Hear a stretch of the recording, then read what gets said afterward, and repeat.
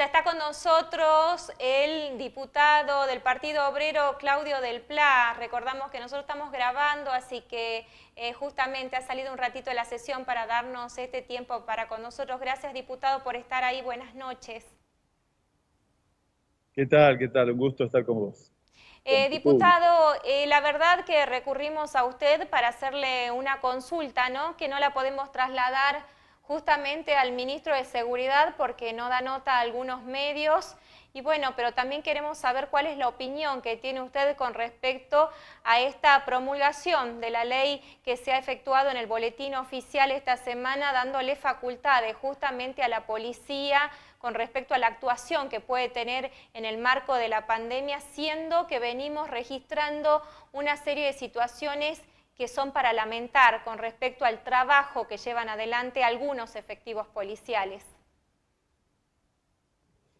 Bueno, es un hecho grave porque se ha transformado en ley el decreto 255, que es manifiestamente inconstitucional y que otorga a la Policía Provincial superpoderes. Y en el marco de la aplicación de ese decreto, bueno, tenemos decenas de denuncias de graves abusos policiales. La Comisión de Derechos Humanos tuvo que ir, estuvimos en Rosario de la Frontera, en la sesión de hoy se leyó un informe de 7 casos muy serios, de torturas en el momento del transporte de los detenidos y de violencia en el momento de la detención. En general, son así con casos que empiezan la mayor parte de las veces por operativos contra el coronavirus, es decir, de prevención o de contravenciones. Esta mañana, además, una mesa de derechos humanos presentó un informe de 17 casos por escrito que abarcan las policías de la capital, pero también de buena parte de los pueblos del interior. Y entonces, bueno, lo que tenemos es un accionar sistemático, y indudablemente tenemos responsabilidades políticas, pero la presencia de Pugelo el viernes pasado en la Cámara, en lugar de admitir estas responsabilidades políticas, abrir un curso de superación, ha de alguna manera avalado, legitimado este accionar policial. El hecho de que a partir de hoy esto ya sea una ley de la provincia, que esta contravención específica va a ser de aplicación exclusiva por el jefe de la policía, sin siquiera intervención de un fiscal, agrava el nivel de arbitrariedad y nos preanuncia situaciones muy serias que vamos a tener en la próxima etapa, que bueno, si no, veamos el espejo de lo que está pasando en Tucumán, 2 muertes en 40 días a manos de la policía, situaciones de detención, hechos muy graves. Hoy a la mañana viene un señor, Ariel Aguirre, recibimos su testimonio en la Comisión de Derechos Humanos. Este señor fue gravemente herido por la policía y abandonado en un lugar en donde la policía tenía absoluto control, detuvo gente y a él simplemente lo dejaron abandonado por la gravedad de sus lesiones. Una de ellas está prácticamente ya seguro que le va a hacer perder la vista de uno de sus ojos. Es el segundo caso del mismo tipo porque tuvimos un joven que perdió la vista de un ojo en General Vallivian, el joven Mercado, es uno de los casos denunciados. Así que esto tiene consecuencias gravísimas y he planteado recién mi conclusión de que es necesaria una investigación parlamentaria, apelando a los recursos que la propia Constitución otorga a la Cámara de Diputados, porque hay responsabilidades políticas más allá de las responsabilidades, por cierto, penales que deben ser investigadas. Ahora, ¿qué resultado, qué opinión saca usted luego de la visita de Pulleiro a la Cámara de Diputados? ¿Ha dado alguna respuesta específica o algún compromiso de algún reordenamiento o algún llamado de atención para las fuerzas policiales para que actúen conforme a la ley? Nada de nada, mirá, nada de nada, porque es una subestimación de la importancia de estos casos, de las consecuencias que tienen. El secretario de Seguridad llegó a tener cosa muy fea, llegó a plantear de que él esperaba venir a la Cámara de Diputados a que lo aplaudan, es decir, a que lo feliciten por la intervención policial en relación a todo el último periodo sobre el tema del coronavirus y demás. Es decir, que esta gente tiene dos problemas. O es simplemente una impostora que no quiere abordar la realidad, o es tan incompetente que no se da cuenta que estos casos son gravísimos y que se debe intervenir de manera inmediata. Nosotros pensamos que no hay inocencia acá y que lo que hay es una política de control social por medio de las fuerzas policiales que pone la mira no en el coronavirus, sino en la situación social. Si usted quiere saber a dónde están apuntando, lo puede ver con el caso de los remiseros, que están ahora con prisión domiciliaria hace 15 días, estuvieron una semana presos y ellos reclaman trabajar. Un operativo vergonzoso, se los metió presos, se los tuvo detenidos media hora y los golpeaban adentro de la legislatura. Y tenemos al vicegobernador de la provincia y a estos ministros defendiendo ese accionar policial. Entonces, en realidad, la mira de este proceso de actuación policial y de este reforzamiento de los poderes policiales está puesta en la represión de las manifestaciones sociales, que naturalmente en la próxima etapa van a ser muchas, porque vamos a una etapa de quiebra de la economía. Y recién acabamos de votar el reclamo de que siga el IFE, porque lo pretenden eliminar para la provincia de Salta o reducirlo drásticamente. Hay 320.000 familias que se van a quedar sin subsidio. Imagínate el conflicto social que tenemos por delante. Entonces se refuerza la institución policial de cara a esa situación de conflicto social. No tiene otra lógica lo que está pasando. ¿Usted a qué le atribuye este accionar policial? Porque también debemos decir que no son todos los efectivos que actúan de la misma manera. ¿Usted cree que hay que cambiar la formación de quien vaya a ingresar a la fuerza?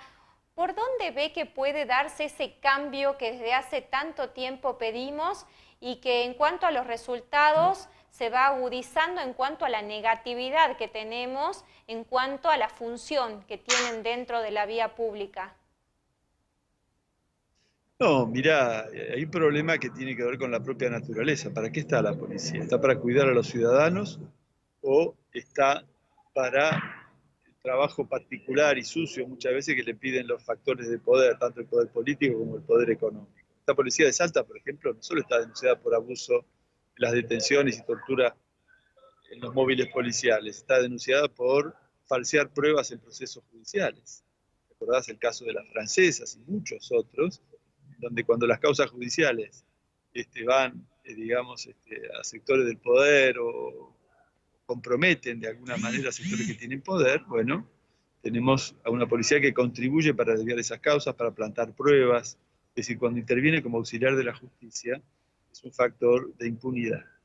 Cuando una buena parte de los casos también hemos tenido policías comprometidos con delitos, por ejemplo, el narcotráfico, sectores enteros de la brigada o de la Policía Antinarcótico de Salta terminaron denunciados y comprometidos en casos de compromiso y de vínculo con el narcotráfico.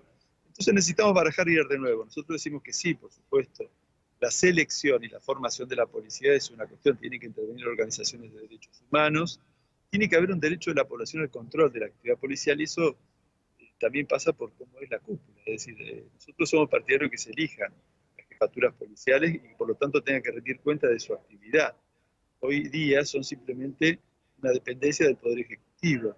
Entonces tiene que haber el derecho a elegir los mandos, tiene que haber derecho de la población a controlar, por ejemplo, los libros de entrada y salida de las comisarías, que siempre son objetos de manipulación y bueno, hay que intervenir en todos los planos y, por supuesto, colocar una policía que tenga como eje la protección de los ciudadanos y no la protección de los poderosos o el recurso represivo para la movilización social o contra la movilización social de quien tiene el poder en determinado momento. Entonces, hay que barajar y ir de nuevo en estos términos, desde nuestro punto de vista. ¿Usted cree que la intervención del Ministerio Público Fiscal, como se viene dando en los últimos tiempos, hago referencia al caso Sandra Palomo y últimamente el de Fernando, donde se pone a investigar el accionar policial, puede realmente dar un cambio o una luz de esperanza a lo que es la intervención de los efectivos justamente en procedimientos o en hechos que lamentablemente terminan en desgracias? Mira, mañana nos vamos a reunir con Abel Cornejo en la Comisión de Derechos Humanos para discutir justamente este punto. Pero ya tuvimos, es decir, qué intervención tiene el Ministerio Público en este tema. Pero ya tuvimos una reunión, por ejemplo, con el fiscal de Rosario de la Frontera. La descripción que él nos ha hecho es una descripción también de muchos problemas en la intervención de la justicia en el control de la actividad de la policía, porque está todo concentrado en un único fiscal en la provincia, que es el fiscal de Derechos Humanos, que se llama Vilar Rey. Este fiscal dirige la investigación de estos casos con la colaboración de los fiscales de toda la provincia, pero es uno solo. Y la denuncia, por ejemplo, que hoy presenta esta mesa de derechos humanos también denuncia la inacción de la Fiscalía en relación a las investigaciones policiales. En el caso de Rosario de la Frontera, teníamos la siguiente estadística. Desde el 16 hasta ahora, es decir, los últimos 4 años, 15 casos fueron elevados al fiscal Vilarrey y 20 casos todavía están dando vueltas en alguna cuestión preliminar. Pero no se nos presentó ningún caso que se haya llegado a una condena, por ejemplo. Así que la justicia en 4 años en ese lugar tan cuestionado y demás. Así que mañana le vamos a preguntar a Cornejo cómo es esa intervención, pero viene muy de atrás de que tampoco la intervención de las fiscalías antes es eficaz. Por ejemplo, antes de este fiscal de derechos humanos había otra figura que se llama fiscal de causas policiales. Y se lo tuvo que dejar de lado porque era completamente inoperante. Además, era la misma persona que ocupa este cargo. Qué bárbaro. Vilarrey. Sí, ahora con respecto a lo que usted dice, ¿esta es la primera vez que se pueden reunir con el fiscal Vilarrey? Bueno, no, yo me he reunido en el pasado para discutir estos mismos temas y las reuniones eran una confesión de impotencia, es decir, sobre todo cuando era el fiscal de causas policiales. Una enorme dificultad para hacer avanzar las causas contra la policía, e incluso en aquel momento él se quejaba de que la propia Corte había sacado acordadas que le quitaban atribuciones como para que él, siendo fiscal de causas policiales, pudiese empujar las causas, digamos.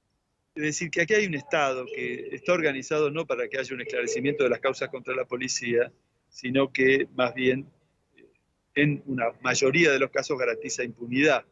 Y eso es lo que nosotros cuestionamos. Por eso una investigación política de la Cámara de Diputados, una comisión investigadora, debería ir a fondo en este tema porque hay que revisar un entramado político, judicial, policial, y desarmar ese entramado para, bueno, proponer lo que haya que proponer para terminar con una amenaza a la seguridad de la población.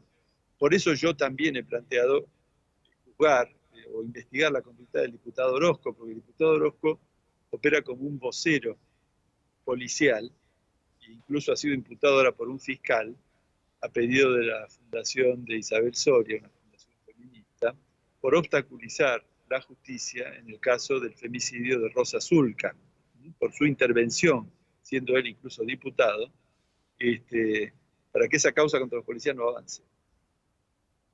¿Ha pedido el diputado Orozco alguna licencia teniendo en cuenta que se le ha postergado el inicio de su juicio? No, pero además no existe la licencia, es decir, si él quiere ir, es decir, si él se le sacan los fueros, es una circunstancia, pero él no ha planteado que se le saquen los fueros. Uno no se toma vacaciones para irse a que lo juzguen, eso no existe en el ordenamiento de la Cámara de Diputados. A veces el diputado Orozco no sabe de lo que está hablando. Diputado, usted es un hombre de vasta experiencia legislativa y no hemos tenido oportunidad de hablar en el transcurso del año en virtud de la situación que hemos tenido con la pandemia y demás.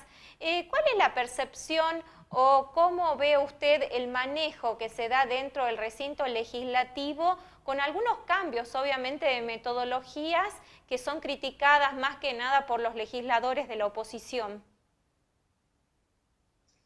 Bueno, es evidente que no hay voluntad de que haya debate político, por eso se pasó manifestaciones al final de la sesión, lo cual le da una menor jerarquía, indudablemente. Y manifestaciones era la oportunidad para colocar los temas de la coyuntura en el debate de la Cámara de Diputados.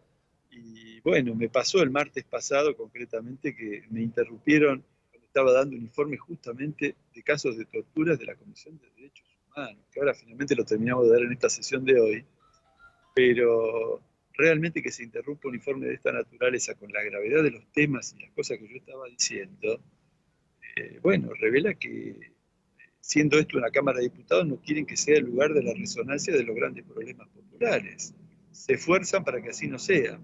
Y entonces hay una mayoría circunstancial que tiene Sáez en la Cámara, que tampoco fue obtenida en las elecciones, ojo, porque esta mayoría la ha conformado sobre todo a partir de la cooptación de diputados que han sido electos por el Frente de Todos y que ahora están en un bloque que se llama Sáenz Conducción, sin solución en el medio, en el aire, fueron electos por un supuesto frente opositor con el Frente de Todos, y ya asumieron como miembros del frente oficialista, del frente de Sáenz. Así que tiene un componente también de estafa política, esta mayoría abultada que tiene hoy el saencismo en la Cámara. ¿Y se respeta el reglamento a su forma de ver? Bueno, no, muchas veces no se lo respeta. Yo estoy batallando todo el tiempo para que se respete la libertad de palabra y los procedimientos, pero cuesta bastante. A veces se tiene que ver con una ignorancia de los procedimientos y a veces con una decisión política de que no se hable.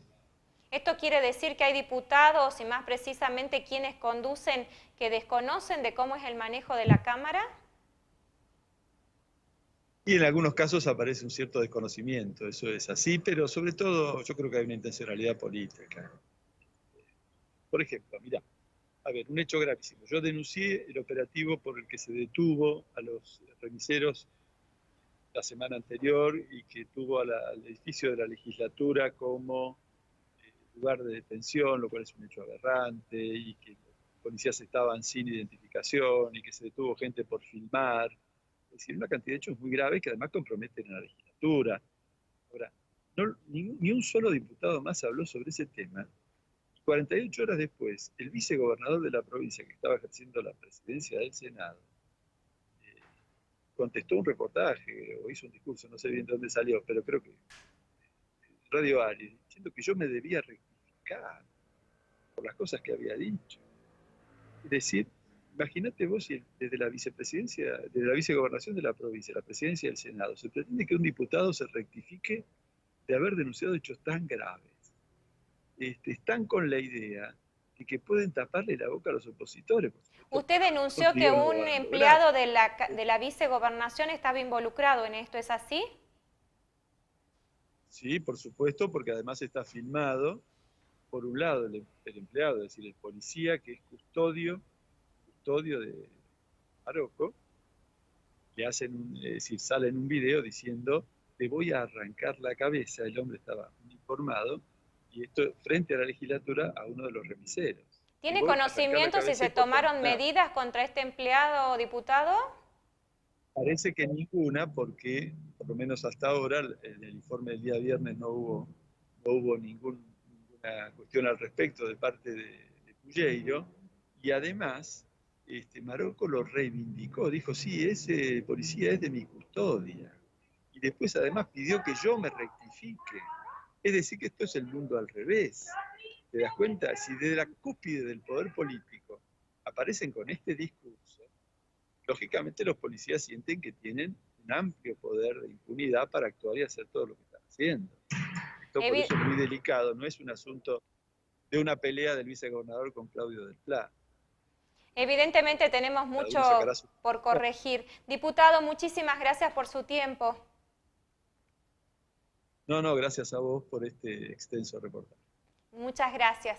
Nosotros nos despedimos agradeciéndoles la atención dispensada. Como siempre, nos reencontramos el próximo miércoles y no se olvide, cuídese en lo posible, quédese en casa. Será hasta el próximo miércoles.